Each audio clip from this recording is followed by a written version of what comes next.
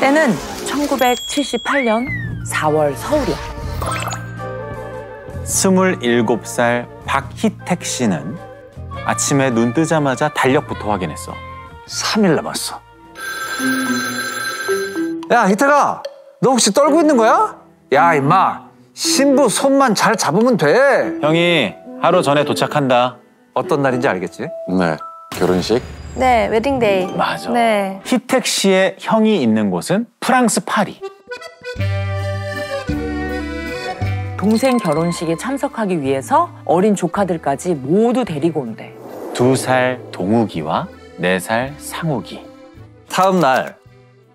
설레는 마음으로 눈을 딱 떴는데 TV를 켠 희택 씨의 심장이 철렁 내려앉아. 파리발 칼기 902편 행방불명. 칼 902편이 바로 형이 탄 비행기야. 방금 들어온 소식입니다. 프랑스 파리를 출발한 대한항공 902편이 현재 행방불명 상태입니다. 기장의 이름은 김창규. 그 여객기에는 승객 109명이 타고 있는 걸로 확인됐습니다. 자, 그렇다면 비행기는 언제 어디서 사라진 걸까? 파리에서 우리나라까지 현재는 직항 노선이 있지.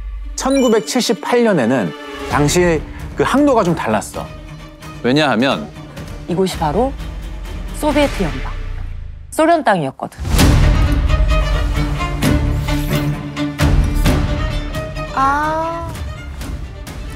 공산국가라 땅이든 하늘이든 그냥 지나갈 수는 없어. 그래서 파리를 출발해가지고 반대로 가. 이쪽으로 쭉 가서 여길 출발해서 반대편으로 여기에 있는 미국 알래스카 앵커리지 공항으로 가. 엄청 돌아간다.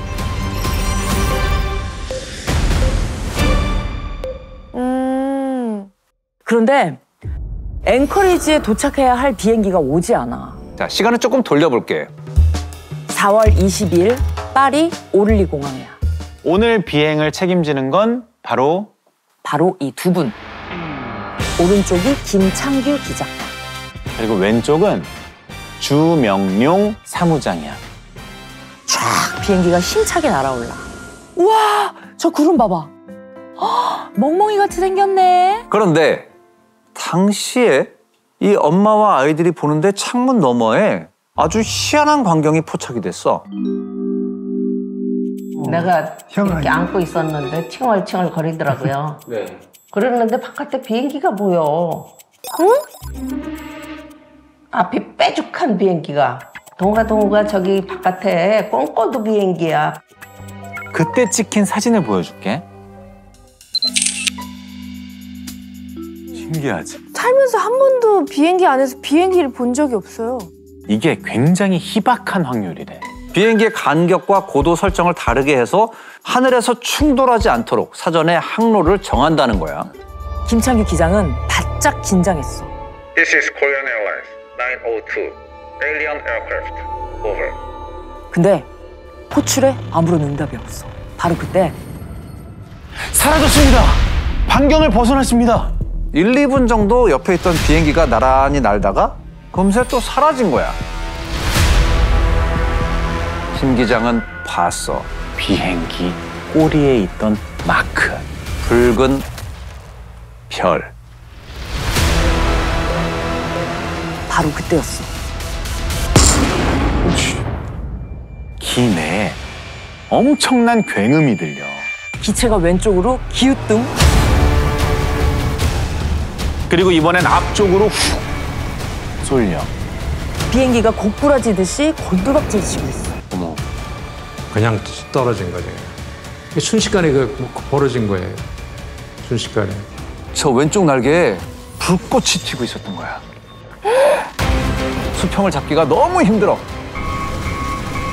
간신히 조종관을 붙잡고 있는데 계기판을 보니까 기내 압력이 비정상적으로 떨어지고 있어. 기체 안에 산소가 줄어들고 있다는 뜻이야. 자, 이럴 때는 빨리 고도를 낮춰줘야 돼. 김 기장은 필사적으로 비행기를 하강시켰어. 35,000피트 상공에서 7,000피트까지 약 3만 피트를 막 내려온 거야. 얼마나 걸렸을까? 단 3분. 비행기는 고꾸라지듯이 내려가다가 겨우 균형을 잡았어. 김 기장이 비행기의 상태를 살펴보는데 이거 지금 상태가 아주 심각해. 왼쪽 날개가 2m 정도 잘려 나갔어. 그리고 엔진도 하나 꺼졌어. 가장 심각한 건 이 비행기가 지금 항로를 완전히 잃었다는 거야. 전 승무원 비상 착륙을 준비해 주세요. 주사무장은 심상치 않음을 직감하고 차분하게 안내를 시작해. 아, 이거 쓰면은 끝나는 거지. 맨날 그랬어요. 이걸 써먹을 때면 끝나는 거지. 근데 진짜 써먹는 거야. 진짜 써먹었죠. 만약의 사태에 이거 뭐 대비만 해봤지 실제 상황이 올 거라고는 뭐 생각지도 못했어. 캄캄한 하늘을 제치고 착륙할 곳을 계속 살펴. 그런데 이게 마땅한 곳이 보이지가 않아. 한라산 정도의 높이야. 그럼 어떻겠어? 이 비행이 더 까다로워. 그렇죠. 저 뭔가 걸리는 게 많겠죠. 그렇지. 내려갔다 올라갔다 내려갔다 올라갔다. 이거 거의 고기에 가까운 비행이야. 저기다. 저기. 저 멀리 거대하게 펼쳐진 호수가 보여. 근데 자세히 보니 표면이 얼어 있는 것 같아. 김창규 기장의 선택은 랜딩. 10m. 5m. 육중한 기체가 서서히 고도를 낮춰. 과연 호수가 버텨줄까? 호수에 바퀴가 닿는데 네. 단단한 표면이 느껴져. 오.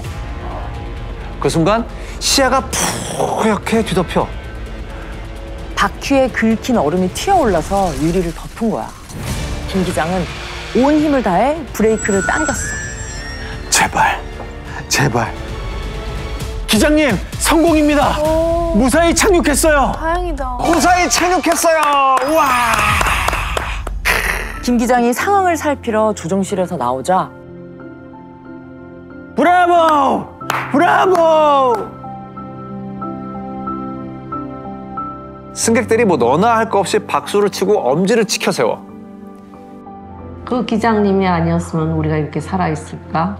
그 얼어붙은 호수를 찾아서 이렇게 잘 내려주신 게 우리를 살린 거죠. 자, 이렇게 오늘의 이야기는 여기서 끝.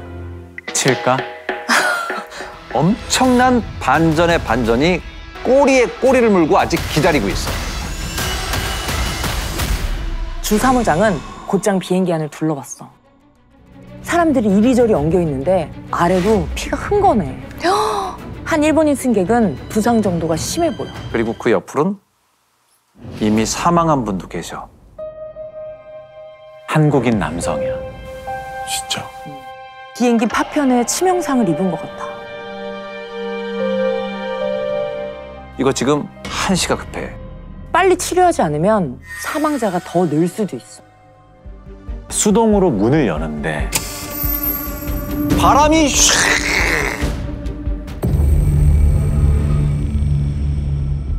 여기가 어딘지 알겠어. 알라스카 어디구나. 우린 지금 미국 영토에 들어와 있다. 알라스카 곧 구조가 될 거다. 저기 좀 봐요. 사람들이 와요. 다들 막 환호를 지르는데 유심히 밖을 바라보던 주 사무장은 순간 등골이 오싹해졌어. 앞으로 달려나가가지고 앞문 탁 열었더니 우와, 소련 군인들이 그때 소련이라는 걸 알았어. 군인들이 이런 모자에다가 뻘건 거 막 달고 낙과망치 전부 이러고 있는 거야. 빨간별도 소련이었구나. 당시 78년이야 지금. 이 미국을 중심으로 한 민주주의 사회와 소련이 이끄는 공산 진영으로 나뉘어. 그래서 총성 없는 전쟁. 냉전이 한창이었어. 우리에게 이 당시의 소련은 북한과 함께 적성국으로 분류된 금기의 땅이야. 총과 칼로 무장한 소련군이 총을 겨눈 채로 비행기를 포위했어. 거침없이 기내로 진입해서 커맨더! 커맨더! 기장을 찾는 거야. 주사무장이 가장 먼저 나가서 외쳐. don't shoot. 시빌리안 플레인. 여기 민항기입니다, 민항기.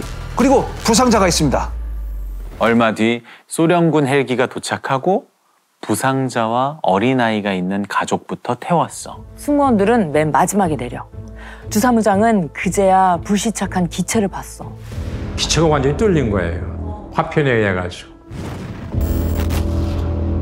미사일을 쏜 거예요.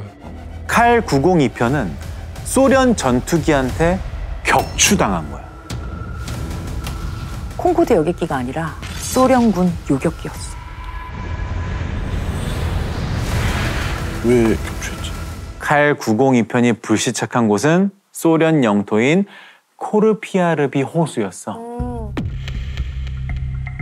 비행기가 무슨 이유인지 예정된 항로를 벗어나 소련 영공으로 넘어왔어.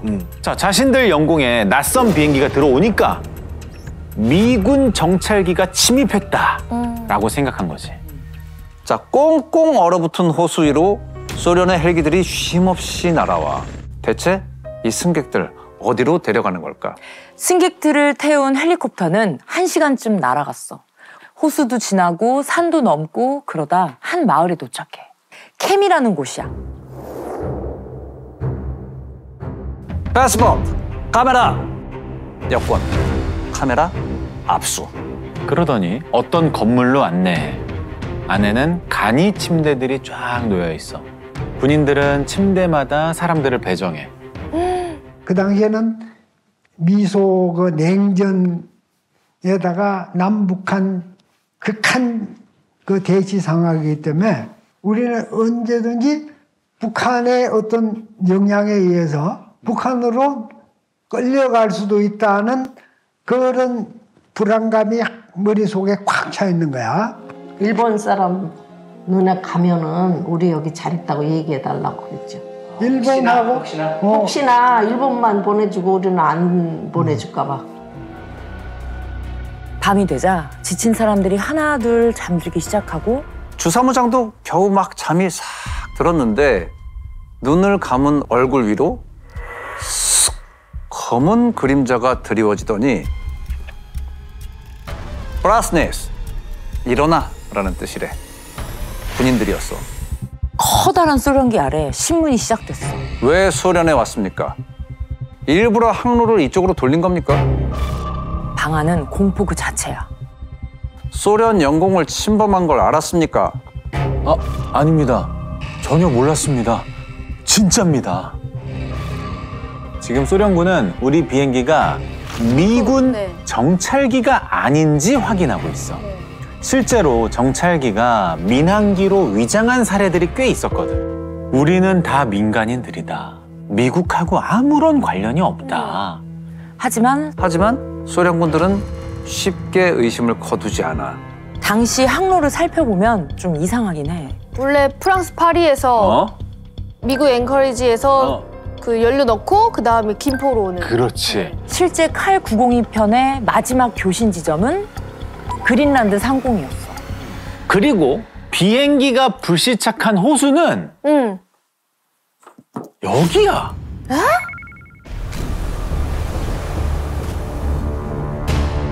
그러면 이렇게 갔다가 이렇게 왔다라는 거잖아요. 그렇지. 이게 말이 됩니까? 김창규 기장과 함께 강도 높은 조사를 받는 사람이 있어. 바로 항법사야. 항법사 혹시 들어봤어? 인간 내비게이터라고 보면 돼. 지금은 GPS 신호로 항로를 찾지만 1978년도에는 항법사가 직접 길을 안내했어. 나침반을 기준으로 해와 별의 방향을 보면서 길을 찾는 거야. 사람이 직접 이 항로의 각도를 다 계산을 한 거야. 하지만 실제 이렇게 극지방으로 가면 나침반 오차가 심하다. 장치가 고장이 나거나 오차를 잘 잡아내지를 못하면 큰 문제가 생길 수도 있어. 자, 비행기의 속도 어느 정도 될 것 같아? 시속 900km가 넘어. 항로를 조금만 꺾어도 순식간에 엄청 벗어나는 거죠. 그렇지. 엄청난 거리를 이동을 하게 되는 거야. 비행 과정을 돌이켜보니 중간에 문제가 있긴 했어. 김 기장 눈에 해가 지는 방향이 평소와 달랐던 거야. 저 지금 북극권이라 조금 달라 보일 수 있습니다. 여기서 항법사에 실수가 있었던 걸까? 아니면 항법 장치들이 고장이라도 난 걸까? 분명한 건 칼 902편이 고의로 소련 영공에 들어온 건 아니라는 거야. 하지만 소련군은 의심을 거두지 않아. 그렇게 이틀째 갑자기 수용소가 분주해져. 버스가 도착하고 사람들을 다 불러서 줄을 세워. 어디로 가는 버스일까? 공항으로 가지 않을까요? 맞아. 마침내 송환이 결정된 거야. 하지만 완벽한 송환이 아니었어. 두 사람은 빼고 송환한다.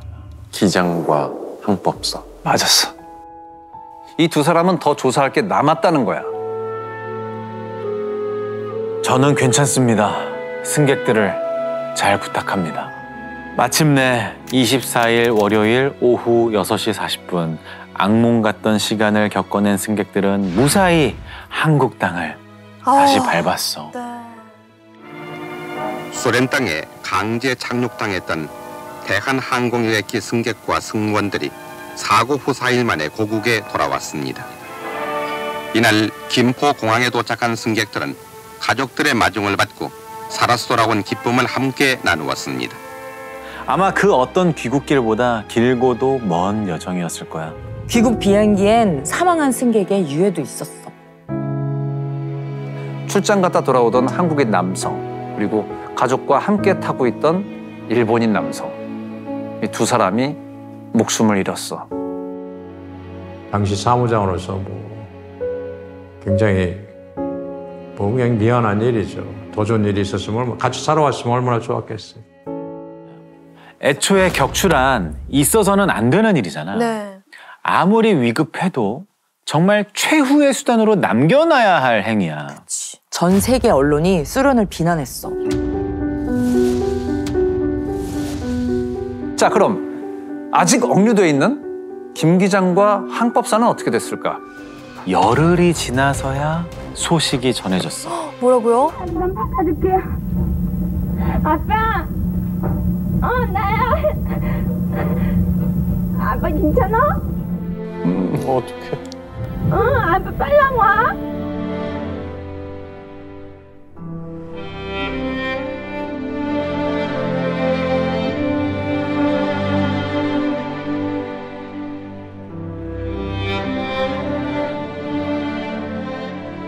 기장과 항법사는 13일 만에 한국 땅을 밟았어.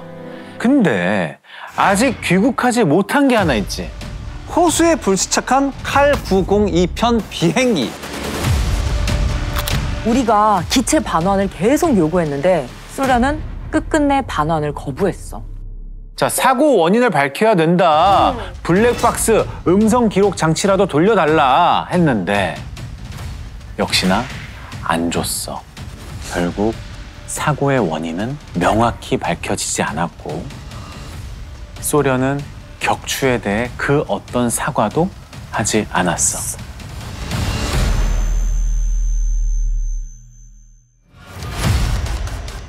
오 년 후 1983년 뉴욕 JFK 공항이야. 대한항공 007편이 날아올랐어. 비행기는 앵커리지 공항에 들러 급유를 마치고 김포로 향해. 그런데 조금씩 항로를 이탈하더니 또다시 소련 영공에 잘못 들어서게 돼. 자, 소련은 어떻게 대응을 했을까? 그대로 슛다운. 또다시 민항기를 격추시켰어. 근데 이땐 미사일이 빗맞는 천우는 일어나지 않았어. 그 당시 비행기에 타고 있던 269명 전원 사망. 지금까지 한국 국적기가 당한 최악의 사고야. 사망자들의 유해 단 한 구도 찾지 못했어. 우리 온 국민의 비통은 물론 평화를 애호하는 전 자유세계 국민들을 분노케 했습니다. 그럼 소련의 입장은 어땠을 것 같아? 정당방위였다는 거야. 902편도 007편도 민항기로 위장한 정찰기라고 주장을 했고 격추는 정당한 행위였다. 소련이 1991년 붕괴될 때까지 격추한 민항기만 총 9대. 너무 많다. 근데 그중 2대가 우리나라 비행기였어. 1983년에 그 007기 격추 사건 이후로 영공을 침범했다 하더라도 민간 항공기는 격추하지 못하도록 법안이 명시가 됐어. 모든 항공 규정이 피로스였다라는 말 알아? 정말 많은 시행착오와 이렇게 수많은 희생을 치룬 결과인 거야. GPS는 원래 미국 국방부에서 개발을 했대. 이 전까지는 군사 목적으로만 사용을 했었는데 이 사건을 계기로 민간에게 사용을 허가한 거야. 다행이긴 하지만 조금은 씁쓸한 얘기지. 그쵸. 자, 오늘 이야기는 여기까지야. 부산행 마지막 배입니다. 입에 놓치면 조선으로 못 돌아갑니다. 배싹은 공짜야, 공짜. 무조건 배를 타라고. 수상한데? 거기 조선쟁 똑바로 안 걸어? 신들 지금 어디 가는 거요? 대체 여기 어디야 도대체?